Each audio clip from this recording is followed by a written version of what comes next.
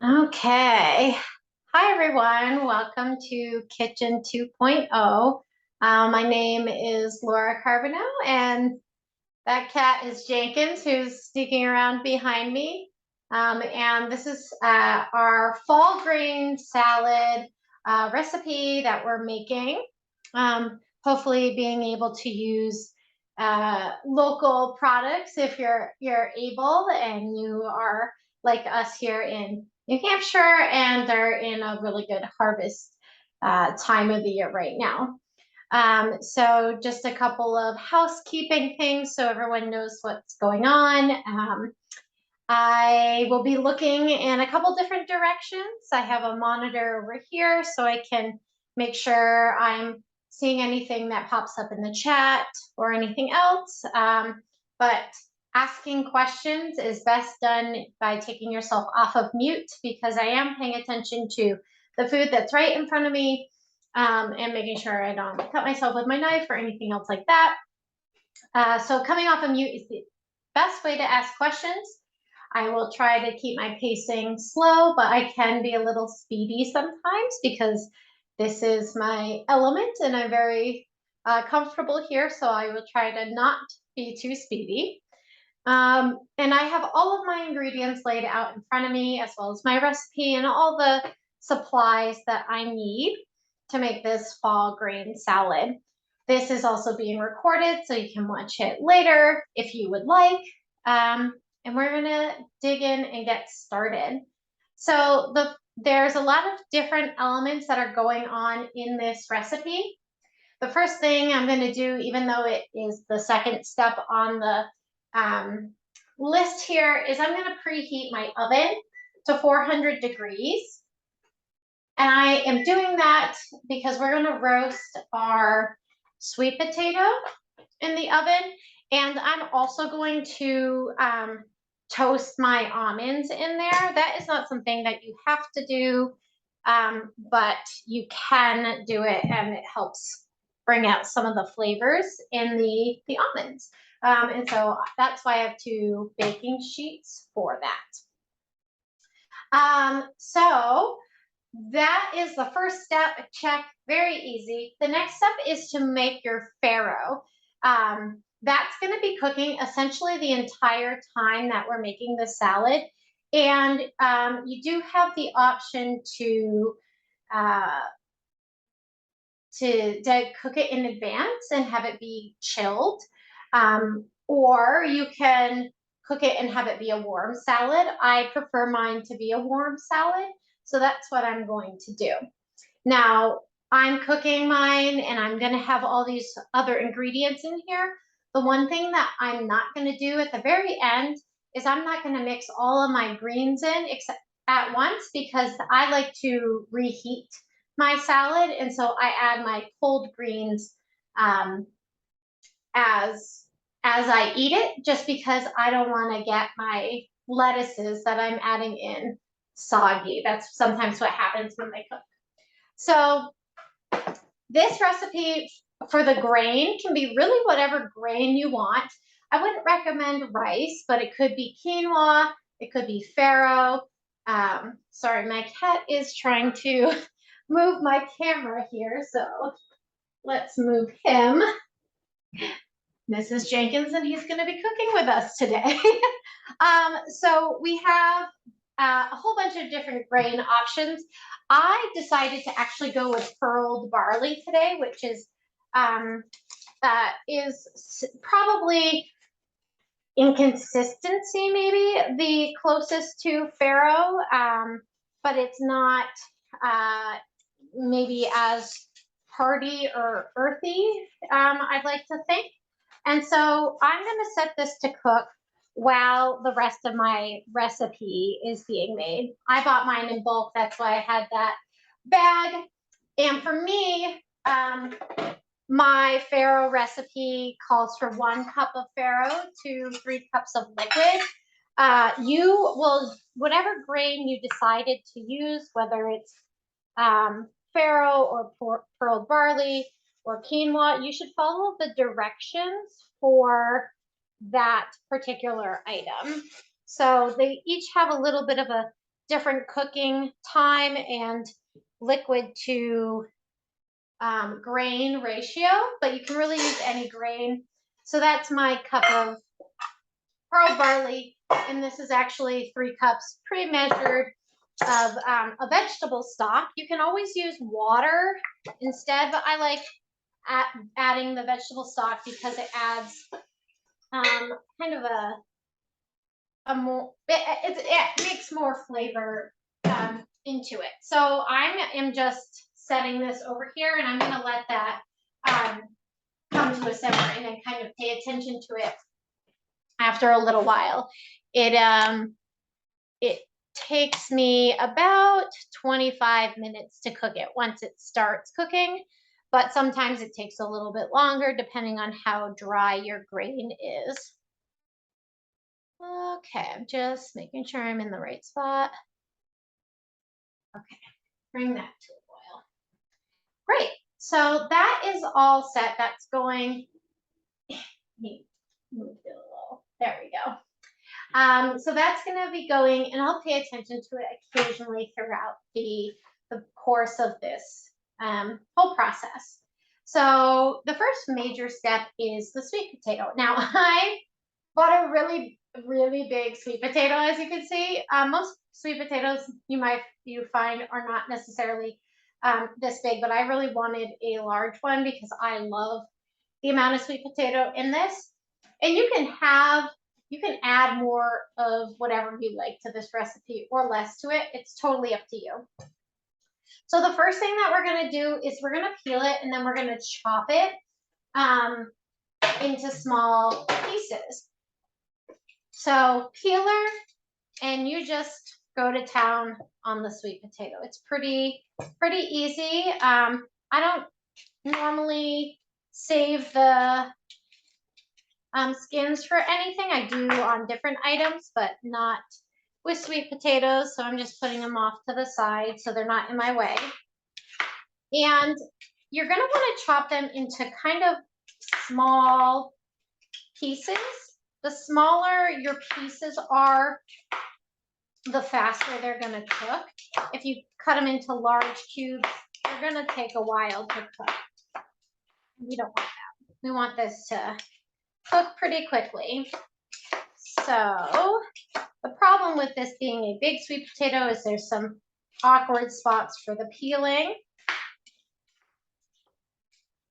And you're probably done peeling before me, but I'll keep going. And if there are parts that are hard to get, you can always just cut your potato and very easily get those spots after it's cut. Don't try to force anything. You might end up hurting yourself. Get all those out of my way. Now the chicken stock, or the stock that I just used for my my barley, is actually stock that I made by saving scraps. So there we go. I'm cutting my sweet potato. It doesn't matter what way you cut it first, as long as you make sure that there is a flat edge, because that is how you're going to want to cut things. When you cut it on a flat edge, it's much more stable than when you cut it on a rolly edge, obviously. So I cut mine in half and then in half again. And then I'm going to cut it into slices. Now that is still way too big, but you can cut them into sticks like that, which is about the size of my index finger. And then cut them into little cubes. They almost look like dice, right? They're smaller than dice, but they're little tiny cubes. And I'm just going to toss them onto a sheet tray that I have over here, baking sheet.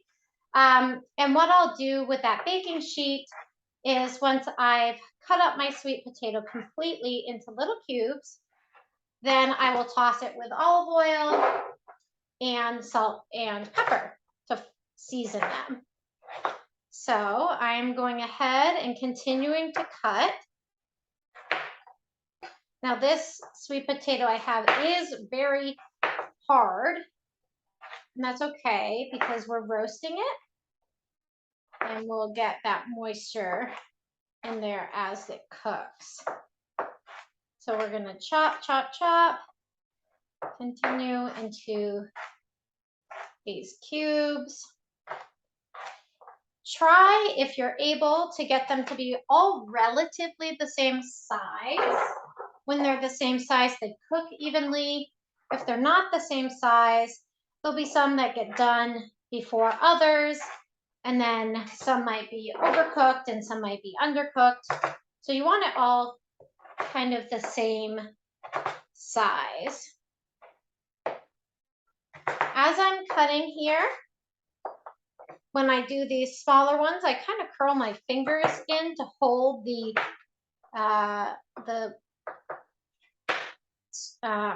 sweet potato steady. Now, in this recipe, it uses sweet potato, but in the past, I have also replaced that sweet potato with butternut squash, which is also a nice thing that is roasted. They're both very delicious, both perfect for fall. And they both have the same sort of sweetness. It's not exactly the same flavor, but the sweetness is similar and reminiscent of each other. So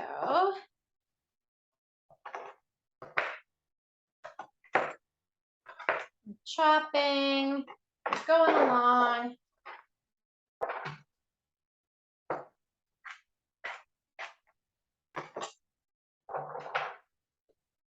Now, this is the part that I had left with my peel pieces that I couldn't get off. So it's this awkward kind of spot over here. And so I'm actually cutting right through it to make it a little bit easier to grip in there and get that out. So that's how I recommend. Some people cut it a little bit differently. That's how I like to do it to get those extra pieces off. This one is like really in there, and sometimes on your peelers, there's a little piece that is actually meant to dig. And I use that when there's like a little eye, which is where the sprouts will come out of when you're cooking, or if you leave a sweet potato for too long. I have some in my back pantry that have gone a little too long without being cooked, and so they have eyes sprouting from them. And so when you get those divots, you can use that little piece on the end of your peeler, if you have it, to very easily take any skins off. Now, I like my sweet potatoes peeled, but I have had recipes similar to this without the sweet potato peeled. That's a personal choice, but I think this recipe in particular works better with the sweet potatoes peeled. So I am almost done here. And my oven has just finished preheating, which is perfect time for all of this. And I, as you see now, am using my hand to press down on my knife. Now, this isn't necessarily a technique you will see in a fancy kitchen, but this sweet potato I have is pretty tough. And so I want to make sure that I'm getting it. And when my hand is on top of the knife, I know that I'm not going to actually accidentally cut myself either. So it's a safety precaution in some ways. So let me finish this here.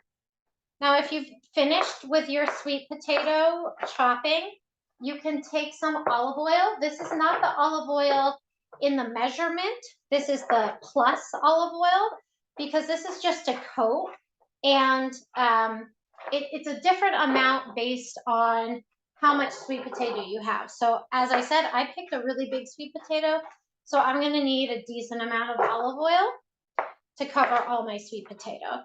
So what you're going to do is you'll drizzle olive oil over your sweet potato on your tray, and then you're going to crack a healthy portion of salt and pepper on top of your sweet potatoes as well, so they're really well seasoned.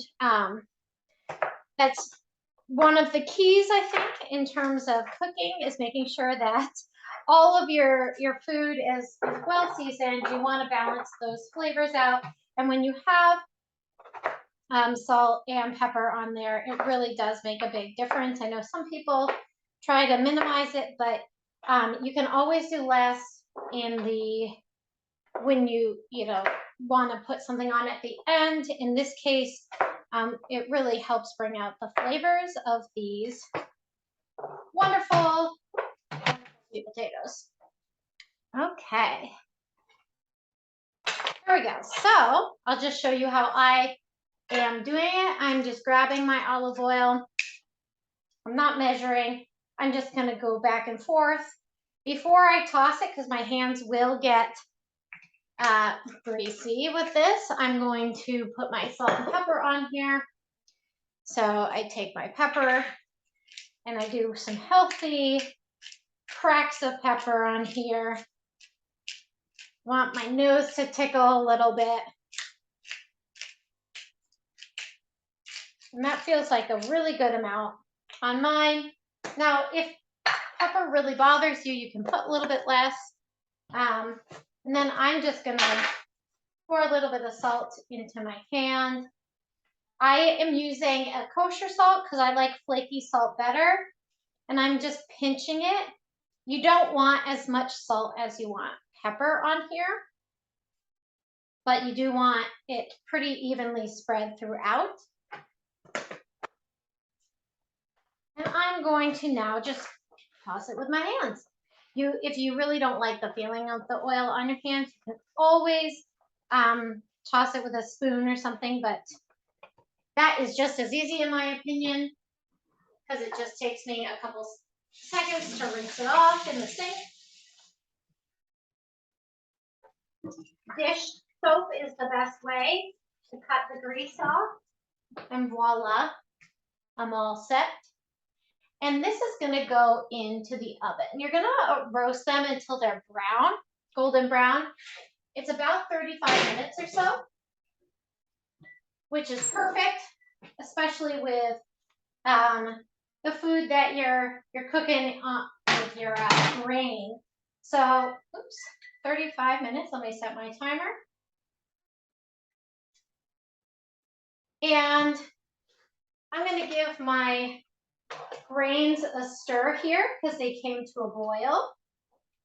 And they smell really tasty already.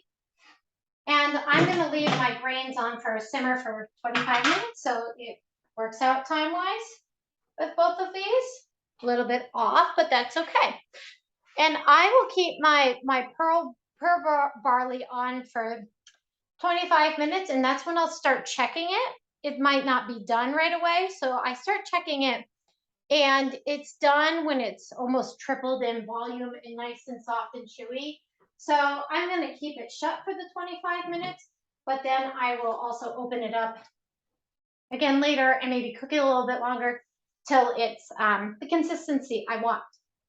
Now, while all of this is cooking, we're going to start working on some of the other pieces of our salad. So the first is we're going to do our almonds. We're going to toast those.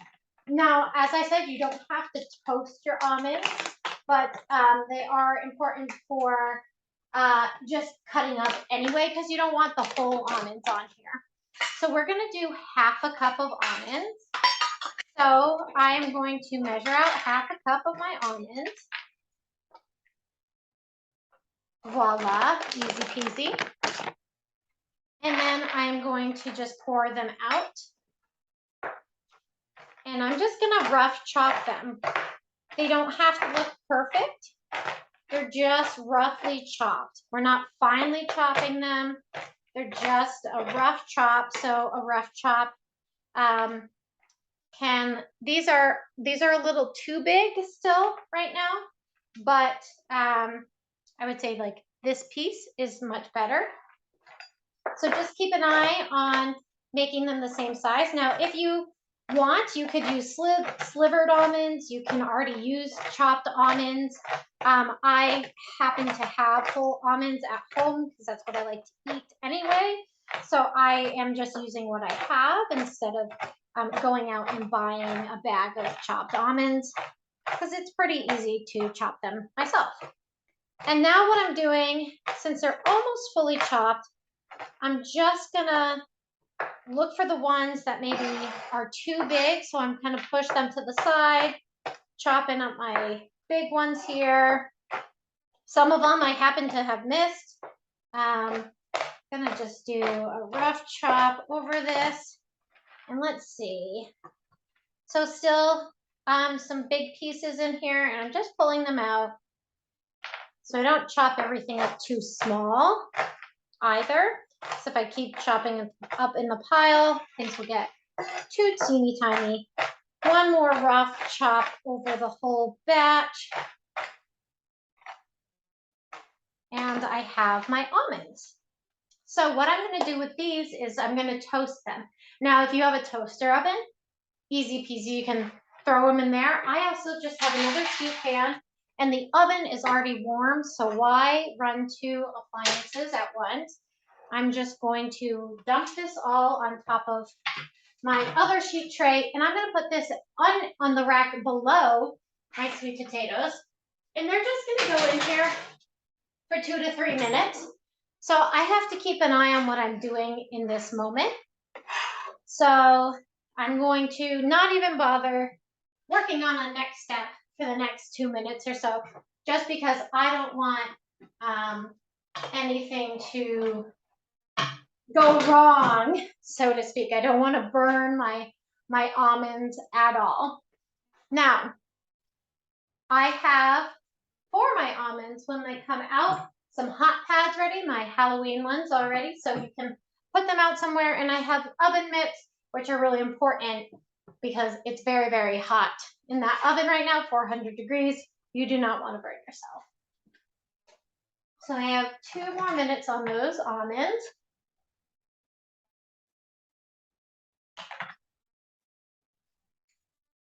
So what we're going to want to do next is get out, let's see, do I want the big or the small bowl?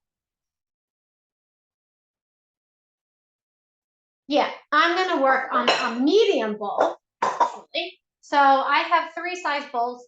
I have a small one for my dressing. I have a really big one to throw everything together. And then I have this medium one where I'm going to store some of the stuff that I am prepping. So the next step that we're going to do is first our carrots. Now this recipe calls for 2 carrots. I happen to have a lot of carrots, but they're small because they're from my garden. Oops. So I'm roughly using 3 of each of these to make 1 whole carrot. You can, if you want, peel your carrots first. One of mine I'm definitely going to peel because it has a lot of little roots coming off of it. But I don't peel my carrots generally because there's no real need to if they're really well cleaned. So that's just a personal preference. But what you're going to do is you're going to take your peeler, and we are literally just making ribbons. So we are peeling our carrot into ribbons.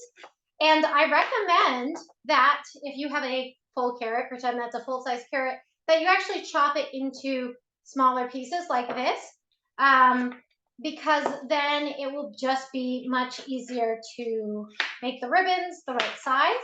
If not, you can cut the whole, you can do the whole thing. You can make long ribbons and then cut them in half, because we do want them to end up being about half the size of a normal size carrot.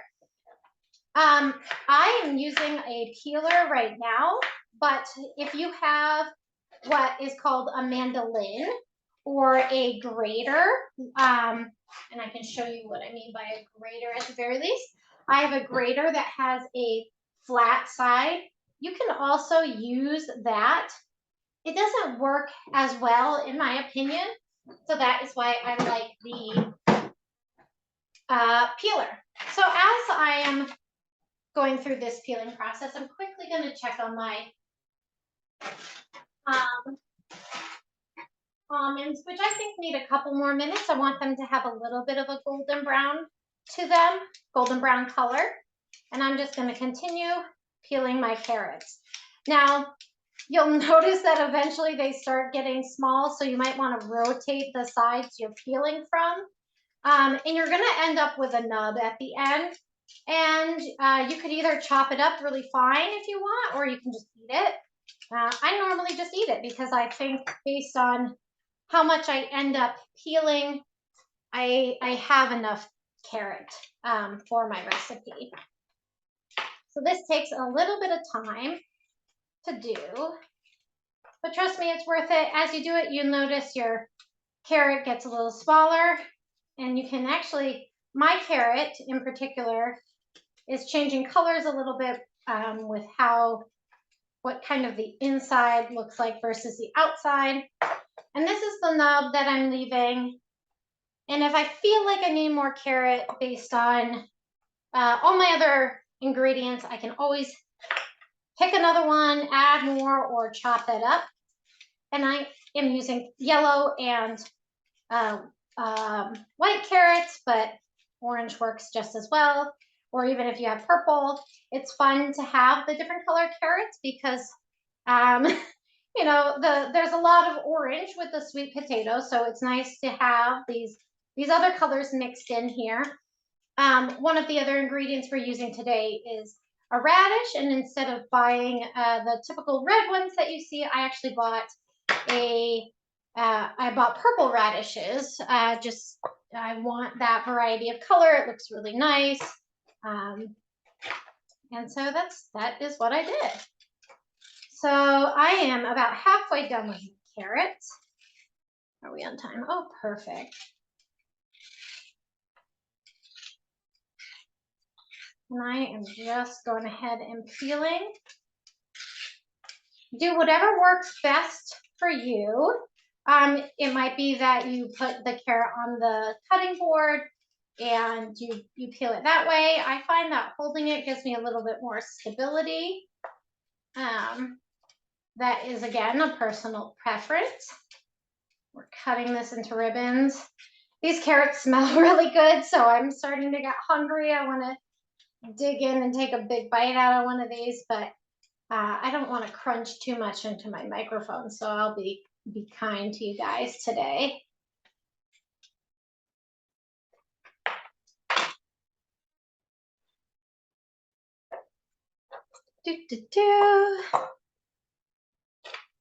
Now, you can always cut your carrots when making a recipe like this into really thin slivers if you want. But I prefer the look of the ribbon and kind of how it plays out with the rest of the ingredients in here. This is my carrot that has some of those roots on it, so I'm just gonna not eat those pieces. They're fine, I don't like the consistency, but they will go in my bucket for my chicken broth that I will make. This one is extra teeny, so it's a little hard. The longer your carrot is, if you have a full-size carrot and cut it in half, that actually works a little bit easier than working straight with these small carrots, but that is totally fine. You just get to watch me struggle a little bit with it. There we go. Perfect. And I'm on my last carrot now.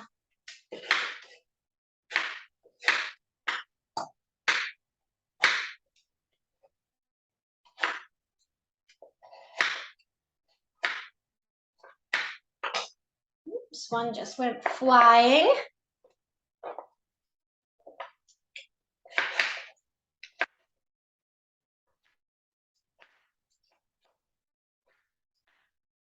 Remember to keep an eye on whatever your grain is, and it's probably a good time to pull out your almonds if you haven't already. So mine are a nice golden brown. They smell very toasty, very delicious, but you don't want them burnt, which mine are not, thankfully. Okay, there we go with my carrot pieces. So here we go. My almonds are done and my carrots are all peeled in this bowl together. It kind of looks like cheese almost. It's not. And I don't know if I suggested it as an add-on in my email, but I am also going to put in some cheddar cheese at the very end, which is something I personally love. It's not something you need to do.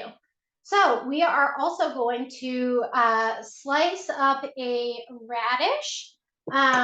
We have, let's see, how many did I suggest? Oh yeah, 4. So I took 4 radishes, regular size radishes, out of my bowl. I'm going to cut the roots off of these because they are not what we need in this recipe.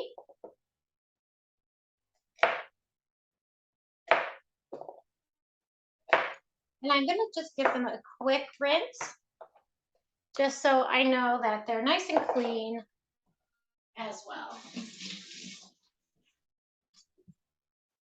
Radishes do come from the earth, so they might have a little bit of dirt on them. So what I'm going to do is we are going to slice these. I'm going to slice it in half this way, right? So it's nice in half. I got these big, beautiful sides, and I'm putting them down flat. Now, when I put them down flat, we're going to slice them, and we're going to slice them this way. So let me show one slice. That one's a little too small. So we're slicing them in half moons. Maybe this side will be better. You can see it's a nice half moon there. And it is, boom, just going in with the carrots. And I'll make sure my computer is making it so you can see. Now, in the recipe, the next thing would be the apple, but I'm going to wait a minute to do the apple just because they could brown a little bit. So what I'm going to do is actually take a little bit of lemon juice to my apple, but I also try to do that as late in the process as possible in terms of cutting things, just because I want it to not brown a lot. Okay, so here's one radish. Now, radishes can be a little bit spicy, so you're free to not add them if you want, but that is totally up to you. As I've said, with this recipe, it's very, very customizable to what you want. But I am going to put the full 4 radishes, almost said mushrooms, into my salad.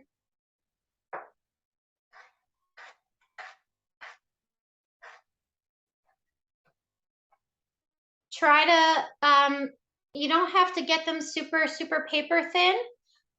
What is key, especially with salads, is sort of having them all the same size. So when you take a radish, you're not biting into one huge section of radish, and then the next time it's just a tiny little itty bitty bite. You know, if your radishes are different sizes, there's not too much you can do aside from cutting all the others down to make the sizes match. But try in general to have the same thickness to them. And on my last radish, voila. And I am a big fan of mixing as you go. So I'm just going to toss this a little bit slightly with my hands so my radishes and carrots are all mixed together. Now, you can also do more than 4 radishes if you want. That's just what I prefer. I think in this recipe, it's the nice balance, especially with how flavorful they are. The next, I can't even see what I wrote here. The next piece is half a cup of parsley. You can use curly or flat leaf Italian parsley. I'm using a flat leaf parsley. and we're going to chop it up pretty roughly, and we're going to do half a cup. So I basically just take a part of my bundle and cut it right off. It's sometimes a pain to unbundle it all. So there we go. I have a ton of parsley. This is also a preference. I don't mind the parsley stems in my food, but some people do. So you can chop it with the stems or without. I'm going to give it a quick rinse because I haven't done that yet. And it is perfectly fine if your parsley is wet in your salad. It's not a huge deal. It's definitely not the end of the world. You can dry it off if you want. So what I'm doing is I'm roughly chopping through my parsley. It's still in its bundle, and I am just doing a chop all the way down, including the stems. You can choose to pick all the leaves if you want. It is completely up to you. As I said, there's not a big flavor difference in the leaves and the stems. It's more of a texture difference for a lot of people. And in this household, the texture doesn't bother anyone. So I am going to chop it up really nice. And what you can see I'm doing is I'm holding the top of my knife with my hands, and I'm kind of rocking back and forth and making a pendulum movement. And I'll bring it all together again, and I'll chop through it, going back and forth. My knife is never leaving, the front of it is never leaving the cutting board.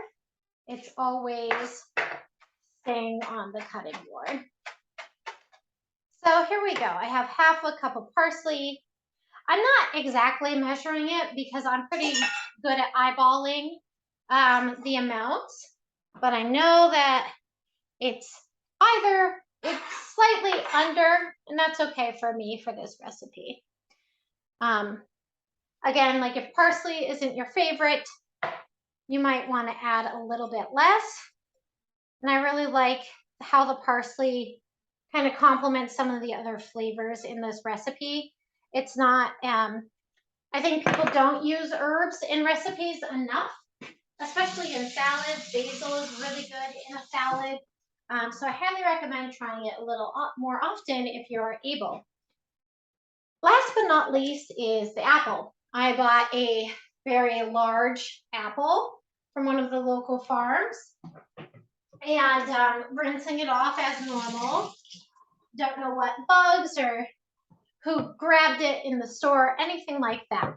So this apple is diced, and you can peel it if you want. I've been saying this the whole time there, if you want, if you want, if you want. I'm not going to peel my apple because I don't mind the peel being on it. Let's see, how much time do we have? 14 minutes, okay. So I'm gonna check on my barley soon, but I am cutting my apple. So whether you peel it or not is up to you, but I'm cutting it so I have flat edges like we've done with everything else. And I have parsley on my cutting board and it's getting stuck on my apple, and that's totally fine. It's all gonna go into the same place at the very end. So here we go. I have some halves of apples, and like almost identical to the sweet potato, I'm cutting my apple into a slice like that, into sticks the size of my index finger, and back into smaller, these are like sugar cube sizes.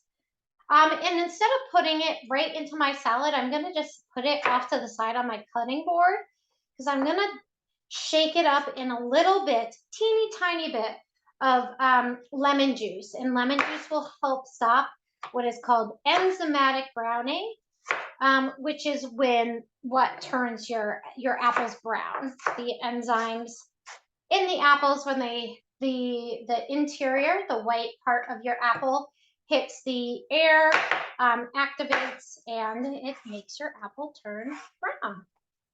And just because your apple is brown after, you know, a little bit of time cut, that doesn't mean that your apple is now bad.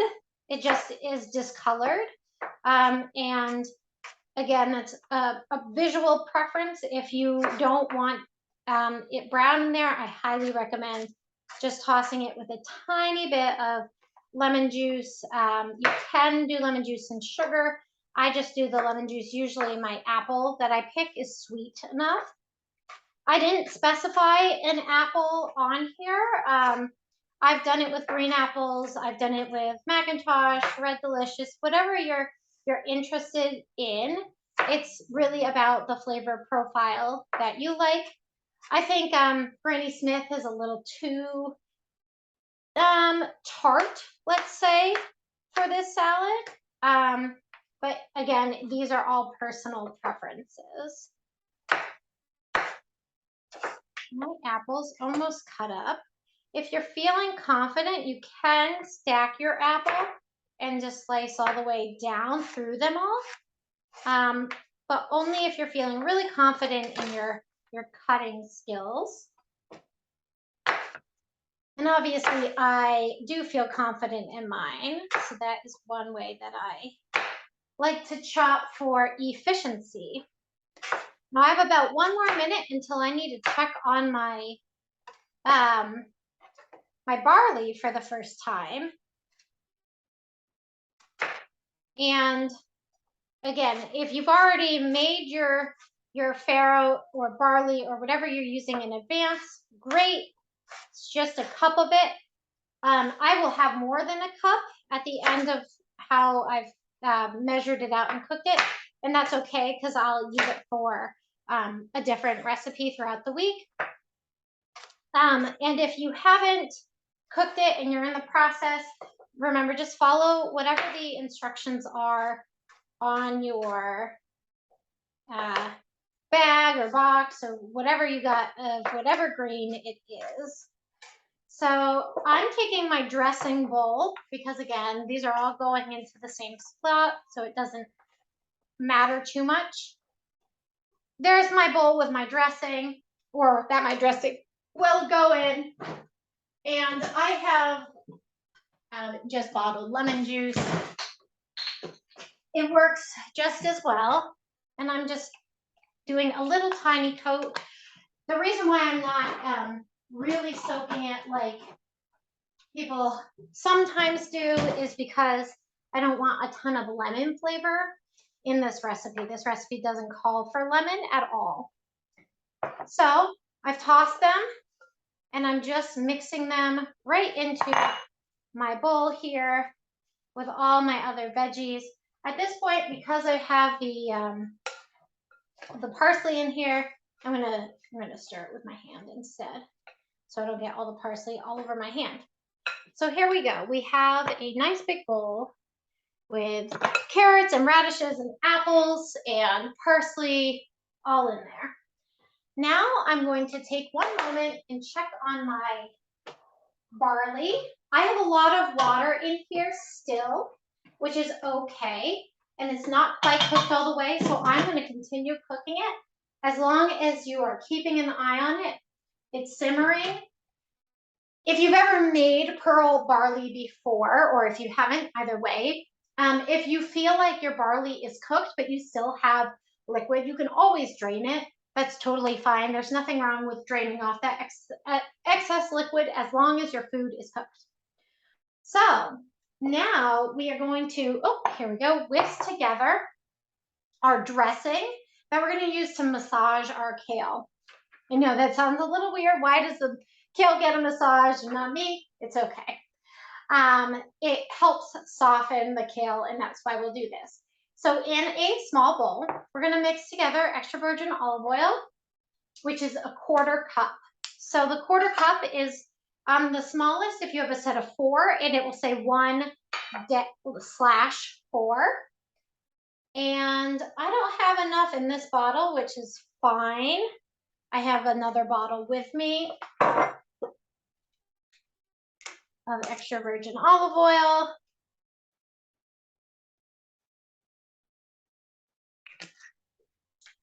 So here we go. I have, oops, half a cup of that, or a quarter cup, sorry, quarter cup of that in here. 2 tablespoons of apple cider vinegar. Mine has the mother in it, which is that stuff that you see at the bottom. So you might want to shake it up a little bit if you don't want a big clump of it in there. But we're putting 2 tablespoons in, which is the TBS, or a big T. It's probably your biggest measuring spoon. So 2 tablespoons of apple cider vinegar. It's really going to bring out the fall. Oops. And it is a very potent smell. So some of you might not like it. That's okay. I wouldn't recommend using other vinegars. You can use another apple cider vinegar that doesn't include the mother in it. This is just what I always have on hand. The next ingredient is, let's have the right one, a teaspoon, so TSP, or probably maybe like a smaller size teaspoon. You can't really see mine, but it's about, you know, a thumb and a half of Dijon mustard. This, Dijon mustard is going to help bind together the 2 liquids I just put in, because you might notice that they are separated. My oil is sitting on top of my other liquid. So I am going to just dump that right in here.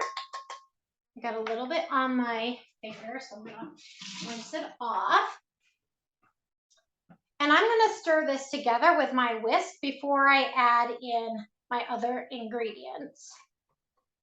So do a quick stir here, and you can see now that it is more mixed together. The next ingredient I still have in my fridge, I wanted to keep it cool, is my maple syrup. It's just a quarter teaspoon, so that's 1/4, but it's going to cut both the apple cider vinegar and the mustard and add some sweetness. I occasionally add half of a teaspoon of maple syrup to this recipe, mainly because I love maple syrup a lot and I like the flavor. That is a choice as well. You might want to try it as is and then see later if you want to add more to it or not. And then the last piece that we're going to add to this is just some salt and pepper. This is to taste. So I tend to take 2 pinches of salt because I don't want it too salty. And then, where did I put my pepper? Here we go. I am going to do 6 cracks or so of pepper. And you can always season more or less later. So here we go. I'm going to write that to the side. I'm going to take a moment to check on my barley again. It's coming along really, really nicely. And my sweet potatoes are almost done. It says 4 more minutes, and I think that's exactly what I'm going to need. They're looking really good. So this is the probably funnier part, is we're going to massage some kale. So I'm taking 4 kale leaves, maybe, if they want to come out of this bundle. Okay. And I'm going to briefly rinse these off. And this is one of the leafy greens that I don't want the stems for. So what I'm going to do is I have my big bowl here, and I'm actually going to just rip off the greens that are in here. And you can rip off a big chunk, but you don't want to eat this big of a chunk. So you're going to rip it into small bite-sized pieces. Small pieces. Not teeny tiny itty bitty like this piece that happened to fall off. but that's a pretty good size. And try to avoid, you're going to have some stem in there, but try to avoid this big stem that you can get right down the center. You don't want that in there. So this is what's left, and I'm putting that in my bucket to make some delicious, tasty broth with. So ripping off the stems or the leaves from the stems. There's ornamental kale, which is not the kale that you want to use for this recipe. So I hope that you didn't buy that, and I hope you went to the inside part of the grocery store and picked up stuff there. But other than that, you can use whatever color kale you happen to have, or any variety. This one in particular came from a farm not too far from here, and I've had it before and know that it's really good for this massaging technique that we're going to be doing. Now, normally, I don't like my kale raw. I like it cooked in some way. But in this particular recipe, with the warmth of the sweet potato and the barley, it ends up not cooking, but feels like it's cooked because it's a little bit warm. Let me check on my barley once more. It's getting really close to being done, and almost all of that is evaporated, which is wonderful. I am going to just move there's a perfect spot for it, my almonds out of the way so I can get my sweet potato on here. And what we're going to do, I don't have my glasses on right now, so we're tearing this apart, and then we're going to massage the kale with the dressing. So I'm not going to put my hands in here quite yet, but I'm going to pour all of the dressing in. I know it seems like a lot, and really make sure if you need a spatula to like get all that dressing in, you don't want to waste a single drop. I'm going to get some of this stuff out of my way here. And I'm just stalling for time because I have 20 seconds left and I don't want to start the massaging process and get my hands all gross and then have to clean them off to get my sweet potato out. So here we go. Your sweet potatoes should look like that. That light is not very good. These are golden brown. If I took a fork to them, which I'm going to because I always check, they're very soft, very, very soft, perfect, all set. I can turn off my oven and then work on this. So we're massaging them until this wilts down. So what does that mean? Right now, my kale is pretty, what's the word I want to use? It's pretty rough. So you're just going to kind of like squeeze it almost between your fingers. I try to use just the tips of my fingers so I'm not losing a lot of dressing. And you're going to massage it down so it gets nice and soft. Now, the reason why we do this is we're breaking down sort of the wall, so to speak, or the cells of the kale so it's nice and soft. It's going to absorb a lot of this dressing. And it makes it so it's not hard and chewy. Now, I made my pieces small enough and I had this kale out long enough that it is wilty already because of this. And now you can see I like to do a little pat with my massage as well. But this went really quickly. Sometimes it takes me longer to do than others, but that was quite easy. You just want to make sure that your kale is soft, essentially. You don't want it to be really hard. And the hardier your kale is, the more massaging you need to do. Let me check on my barley again. Oh gosh, it looks so good. It smells very, very good in here. How much time? Oh, 4 minutes. Okay, we're cutting it close. So this is the part at which basically we're going to mix everything together. So I'm going to add my big bowl of veggies and fruit, I guess, that I've already cut into here. Now, one of the things in this recipe also called for field greens. So what I have for that right here is this, my personal favorite spice mix. This one has arugula and red mustard, leaf lettuce, and cress in it. You can use spinach. You can use whatever mix of greens, but this is what I said before. If you're going to make this recipe and eat it as a cold salad, add your 3 cups of your green mix now, right? Totally fine. But if you want to have it as a warm salad, like I like to have, only put in your greens as you're eating the salad. So I'm not going to mix my greens in now. What I'm going to do is I am going to, when I serve it for dinner, put these on plates and then put the greens on it as necessary. So first, I am mixing up all of this deliciousness. Oh, it's so tasty. So here we go. The kale is all mixed in with all of those other veggies. And let's see, where did I go?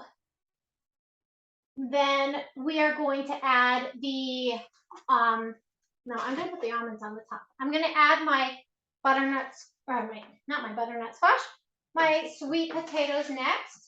So I have to kind of scrape them a little bit on here. Some of them are a little stuck, but not most of them are not, because I did use the that oil on here to make them not so sticky. So here we go. All of my sweet potato right on here. This is a wonderful, wonderful salad that you can use for the holidays. And it's just wonderful to use all these great fall flavors. I'm going to pour in my almonds. They were just on a tray, so it's really easy to dump them right in. Now my pearl barley is still cooking, but you can add, so this recipe calls for a cup of pearl barley, or farro rather, that's cooked, but add 2 cups if you really want more grains. I wouldn't add more than 3. That's the max I would go, but add as much as you want. And the last tip, if you want to add a little bit of fat to this recipe. Now, salads, you're like, oh, I don't want to add fat to it. No, it's totally fine. Fat balances some of the salty and acidic flavors. I recommend cutting up some cheddar cheese, exactly the same size as those carrots and sweet potatoes. Cut them into little cubes and add them to your dish, and voila, you kind of have the quintessential fall salad. So minus my grains, which yours will be in soon, that is what my salad looks like. And if you, for whatever reason, can't have grains, there you go. You can just have the salad without it. So we have made a fall grain salad. I hope that you love it. I hope it's delicious. Oh, look at Roman. Is that your salad? Wonderful. That's so cool. I hope that you enjoy it. I hope it's filling for your dinner tonight. That's what I'm going to have. I don't need anything else. But I hope you had fun. Was it a good time? Awesome. Great. Well, thank you all for coming. I hope that you have a wonderful evening. I hope you enjoy your salad and have a happy fall. Bye, everyone.